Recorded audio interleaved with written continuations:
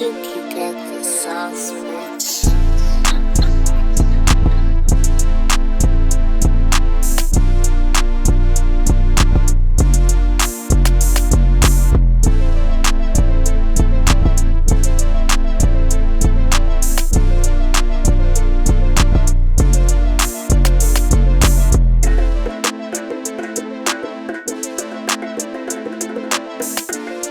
Poppin' Tea Squad, it's your girl Keisha, and I am here with my all tea, all shade, Married to Medicine season 8, episode 13 review. So, you guys, I have some exciting news. This Friday, I will be interviewing none other than growing up hip hop new starlet Cree Campbell. She is Uncle Luke Skywalker from 2 Live Crew's daughter. This is her first season on the show. We spoke today, so all of those pictures you saw in the beginning of this video was what I had on earlier.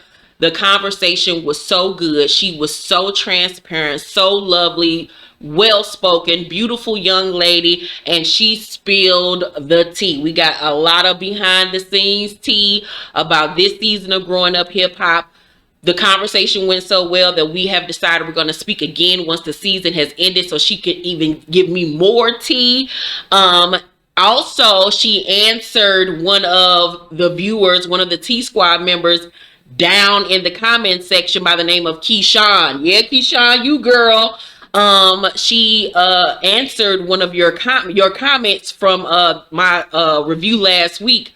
So she clears up a lot of stuff. So you guys do not want to miss this interview. It was so good.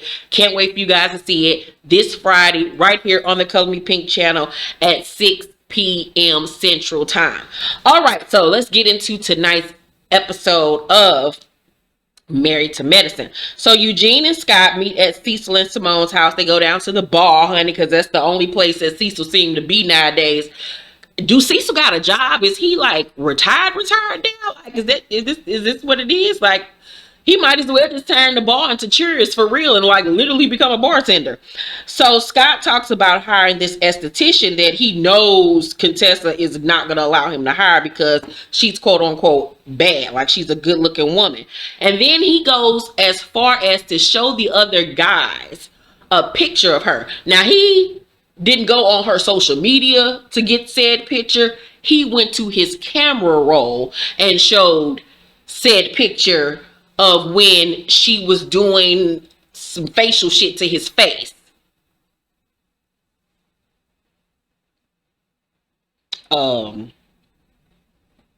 That's a problem. Why do you have a picture of this chick in your phone? In your camera roll, sir? You so disrespectful. Like, it's so obvious that I done wandered somewhere else. They need to just call this marriage a wrap. This marriage is kaput, child. They just celebrated their anniversary. What was it, 2-3 days ago? Contessa wrote him this beautiful little speech on her Instagram page with a picture of their wedding. Go on Scott page. Nothing. Now, that's not to say that he didn't do something special for her and, you know, off social media, but it was like, this nigga literally posts almost every day. So the fact that you couldn't post something for your wife, but okay, whatever. All right. He posted a car, however. A car. All right. So they talk about couples night. Cecil gives Scott advice and says that he used to want to win like all arguments and stuff with him and Simone, but then he got to a point where he just had to concede because it really wasn't worth it. And so he suggests Scott give Contessa what she wants, which is go to counseling. But, you know, Scott ain't trying to hear that because Scott is already counseling some other woman. So Scott was like, you know, sometimes I don't want to adjust and change to stuff. Like, Scott is set in his ways. He wants things how he wants it. And you can just tell they have outgrown each other. I don't see any chemistry between them, any lovey-doveyness. They just seem like 2 sterile ass people that are just thugging this shit out because of the kids. So Cecil was like, you know, you got to change that, bro. Especially if you talking about continuing to stay married. Like, where they do that at? So Anila shows her nanny their new house that they're still struggling to finish, child, because at this point, I don't know if it's because of COVID, is it because of finances? I don't really know. So the nanny asks her, how does she feel about everything? And Anila says that she feels like she accomplished something by having the house, because when she was a child, she didn't fit in amongst her peers because of her complexion, because of her ethnicity and everything. And that's sad that at this stage, this symbolism of a home makes her feel like she's good enough. That's some deep rooted shit right there that she really needs to like dig deeper on. It's a great accomplishment to build and own your own home, but that shouldn't be the thing that makes you feel worthy and like you have arrived. You know what I'm saying? Like, ugh. And technically your husband the one that did it, you ain't do shit. I mean, I'm just gonna keep it a buck. So the nanny tells her that Ariana, Anila's daughter, said that she wants to have blue eyes and blonde hair because that means that you're beautiful. And Anila is stunned by this because she's like, oh my God, my daughter is going through the same thing that I went through as a child. And this conversation is so needed, especially with parents who get to a place in life where they can't afford for their children to go to really good schools or private schools or whatever. But it's important that your children are around other children that look like them. Of course, you want your children to be in environments where they're around other kids of other ethnicities, but it's also important that you have your children in school environments where they have kids that look like them. Because me, myself, all the way from first grade to third grade, I went to a predominantly white school. It was only 1 to 2 black kids in each class, if that. And I went to a school that you had to get tested into to even go to it. We had to get bused all the way from the city to all the way out in the county suburbs. Like, my ride to school every day was literally about a 40-minute ride every day. And I used to feel like I didn't fit in. I wondered why my hair wasn't silky like the white girls, and why didn't the white girls want to play with me because I was black. And like my one of my closest friends at that time was a young Jewish girl by the name of Marissa, and we became friends because we were outsiders. She had curly brown hair and glasses and a bigger nose, and so we were like the outsiders, you know what I'm saying? And then the other black girl that was in my grade, she used to bully me because I used to come to school dressed nice every day, and she came from a family that didn't really care about her appearance. So it was just a lot of things, and it was just like, I literally remember being that age and wanting to be white. I used to talk very proper and and I used to love, I still got a thing for white men. But I like all types of men. I'm really into Asian men right about now. But anyway, that's a whole other conversation for a whole nother day. But like, I literally wanted to be white. I thought that, being black was like a curse. Like, cause it was like I got rough hair and dark skin and be out in the sun too long, I'm gonna get even darker. And it was just like, it was really bad. But once I moved and started going to Harrison Elementary, and that's where I met my best friends, and I was around other children that looked like me, that I started to feel more comfortable in my skin and actually started to come into the person that I am today. So it is really important for parents to make sure that their children are around other kids that look like them. So, that is putting them in schools where it's a multicultural school, not just predominantly white. So Simone has lunch with Jackie at her office, and it's really good to see them, like I said, back vibing and having a good time with one another, even though Funky Dineva said that things are still strained between them and they still not as close as they were, which is really sad. So Simone says that she's trying to plan a town hall about people in Georgia coming out to vote. And Jackie says, you mentioned Lisa helping you. And Simone was like, I mentioned it to her in passing. And then the next thing I know, she asked me, do I want to be in this panel? And I'm like, what panel? You asking me to be on a panel for some shit I was supposed to be helping you plan? Like, the fuck? So she just took the shit and ran with it, which is bold as hell, because you a friend of the show. You ain't even a regular castmate anymore. Like, get in where you fit in and be respectful to the cast. But I mean, it's very obvious that Lisa Nicole wants to be back on the show, and she is pulling out all the stops to make it happen. I actually like Lisa Nicole on the show. I think that she gave the show a much needed boost with drama, because honestly, without Toya and Heavenly and Lisa Nicole and Kari's little, snappy comments and Quad acting a fool. I mean, really, what season do we have? I mean, this season hasn't really been based on anything like a major scandal or anything. It's basically been a bunch of petty nonsense, for real. So I just want Mariah to come back. That's all I care about.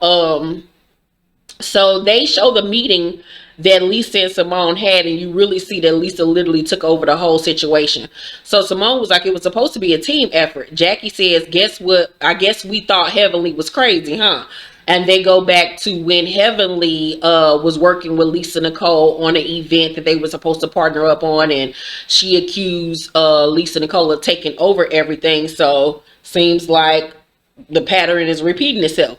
So Simone in her confessional says, I would think Lisa would learn something from that. And I would think so too, but obviously she didn't. Or maybe she did, and she knew that this would cause some contention within the group and give her a storyline. So Simone was like, if one more thing happens, I'm going to have a breakdown. And that's literally going to happen when they go on this girls trip.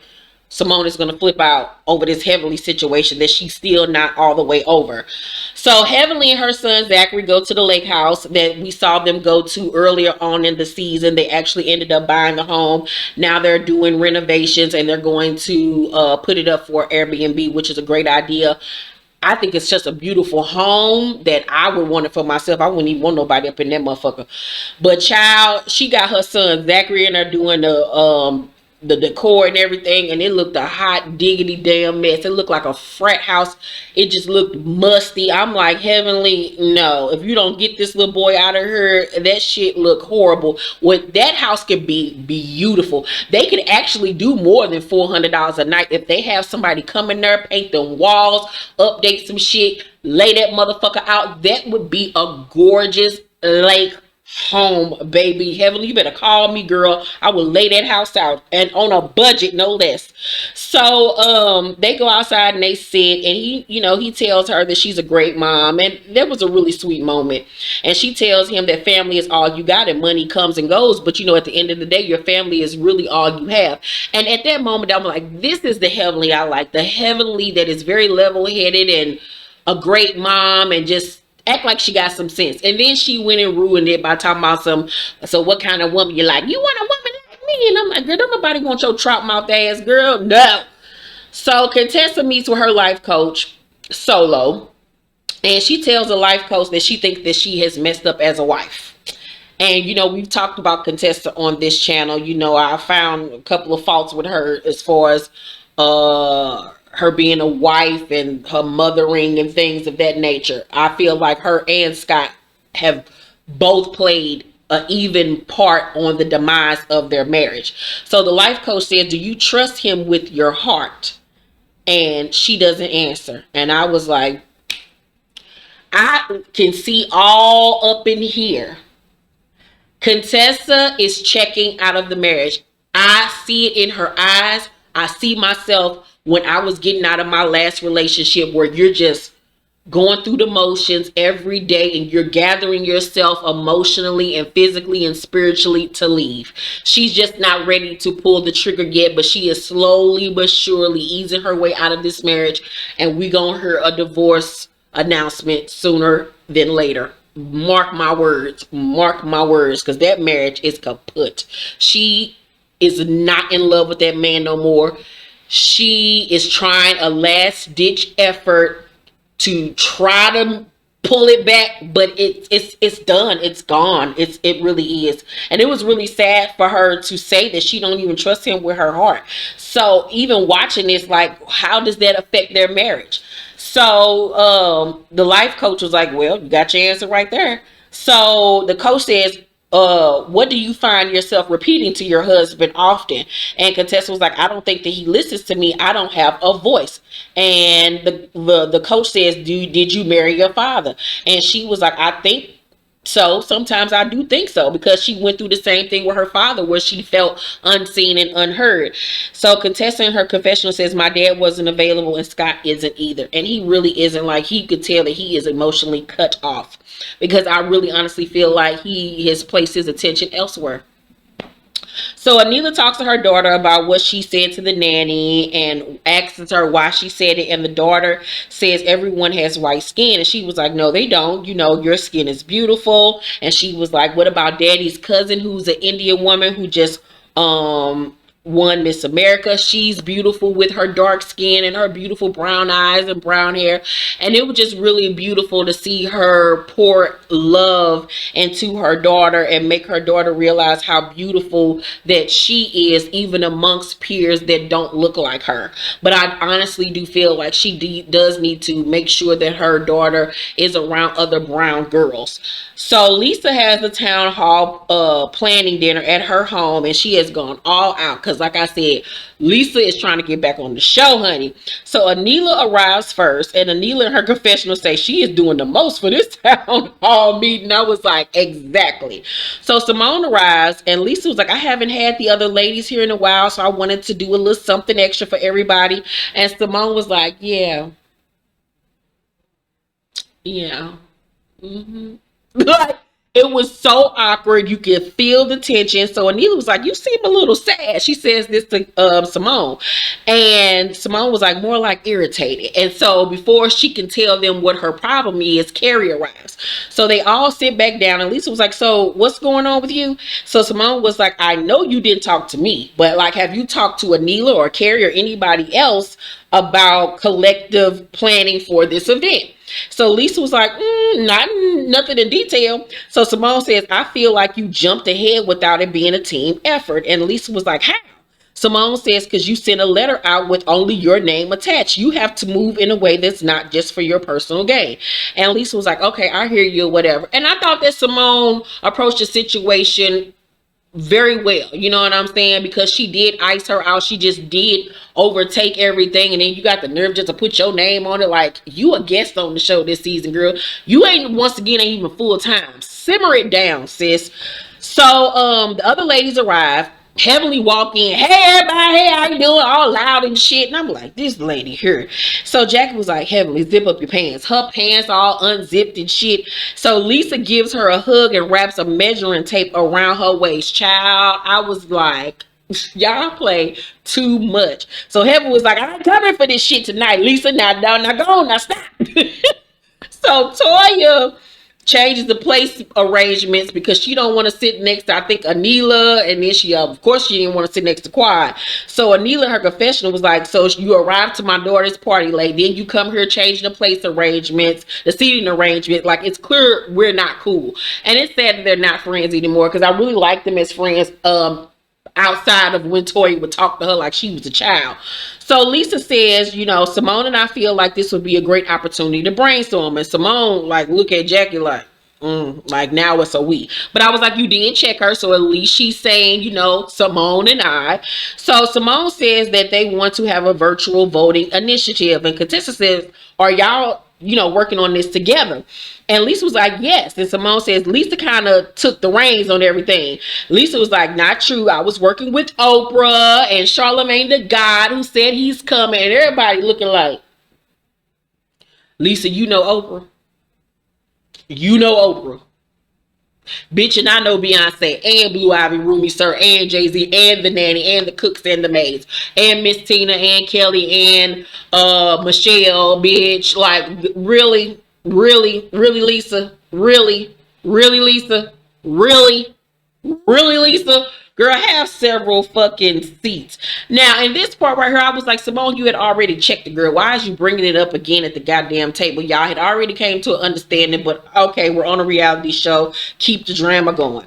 So Carrie, being funny, says, you know, Lisa, in your defense. And Lisa was like, yes, thank you. And she was like, well, in your defense, when I worked with Mariah Carey, everybody just started bugging up laughing. And I died laughing. So Simone was like, can you just admit that you took over? Lisa was like, okay, I did. Can we like move on or whatever? So Lisa was like, I have a special gift for someone. Who do you think this is for? And she pulls out this Chanel bag. So Heavenly, she says, Heavenly was kind enough to send me a picture of myself riding the horse at Anila's daughter's birthday party. And Heavenly was like, now you know that was a joke. Now you know I was joking. I was like, so Lisa was saying, Lisa was like, she said, is this your stomach, gal? So Heavenly like, if it's some bullshit, I'm going home. I'm tired now. I ain't got time for this shit now. So Lisa was like, I thought it was all shits and giggles. Measure me. I just want to see if you really weigh 150 pounds. So Heavenly get up from the table, talking about she leaving. And so she gets to the door. She was like, I told you not to do no event with Lisa. She don't know how to do shit right. So she leaves out mad. Lisa was like, Simone, read this. So Simone reads their text messages and it says, let's pull out the scale, miss 150 pounds, and we'll see who's telling the truth. This is what Lisa said to Heavenly. So Contessa and Simone run outside to check on Heavenly. And Simone was like, I know you ain't gonna run from a challenge. Like Simone wanted her to be embarrassed. Simone wanted Emily has to be embarrassed on national television. Child, and I'm like, why are you running, Heavenly? Like, because you ain't want to get your big ass on that motherfucking scale. So Toya was like, everything is a joke with her. So Lisa says, I don't think anyone should be fat shaming. I was like, well, girl, you and Carrie were the one that started the whole fat shaming thing. So you give what you get. So Contessa gets Heavenly to come back inside and say, thank you for the invite, but I'm just going home or whatever, just to simmer things down. Toya at the table, and she says, all of y'all are making a mockery of it all. Even you, Jackie, you sit there and let her degrade, dog out everybody over and over again. And I was like, you better say it. Like, about time somebody called Jackie out on her bullshit. So Groot sitting there like, so, Toya, her confessional says Jackie needs to be put in her place just like everybody else. And I agree, because Jackie has been a mean girl since her first fucking season. So Toya was like, you haven't stood up for shit.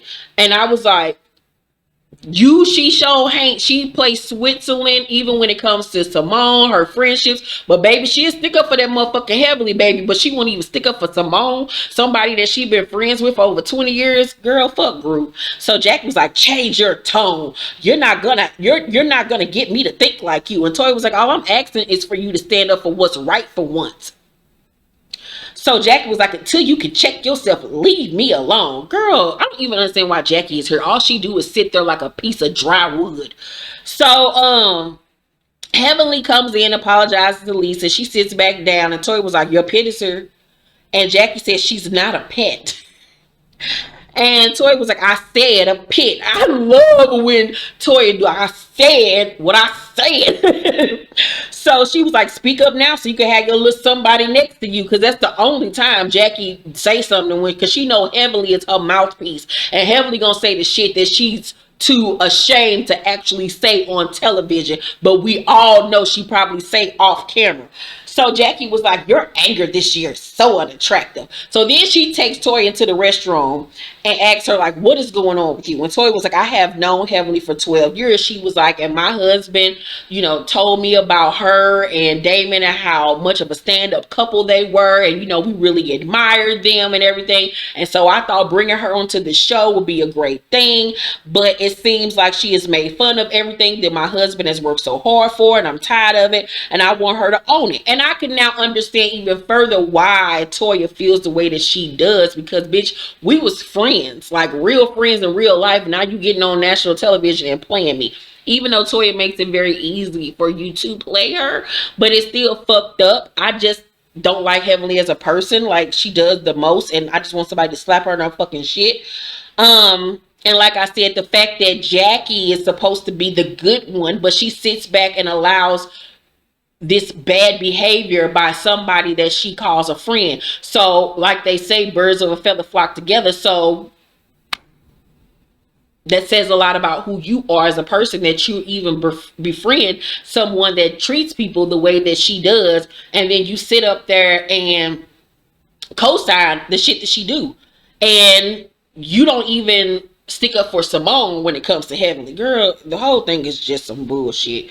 So, Jackie in her confessional says, you know, basically that she understands where Toya is coming from, but when Toya returns with the same stuff, it just makes the fight bigger. So let me get this straight. She's supposed to just sit there and let Heavenly talk to her crazy, dog her out, say this, that, and the third about her and her finances and her husband and her house, and she's just not supposed to say anything because it'll make the situation escalate. No, how about your friend not say these fucked up things about her? Girl, fuck Jackie. Yeah, y'all know I don't see it for her. I've never liked Groot. Never liked that big oak tree. Don't like her at all. Don't even know why she's on the show. So yeah, that was my review of Married to Medicine. Once again, make sure you guys tune in this Friday for my interview with Creed Campbell from Growing Up Hip Hop.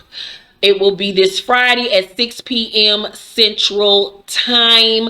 Make sure you guys thumbs up this video, like and subscribe, and hit that notification bell button. I hope that you all have a wonderful holiday tomorrow. Be safe. Wear your mask. If you haven't gotten vaccinated yet, eat good, get you some rest, laugh, be with your family, and remember all of our fallen soldiers. Yeah, I love you guys so much, and I will see you on the next review. Bye.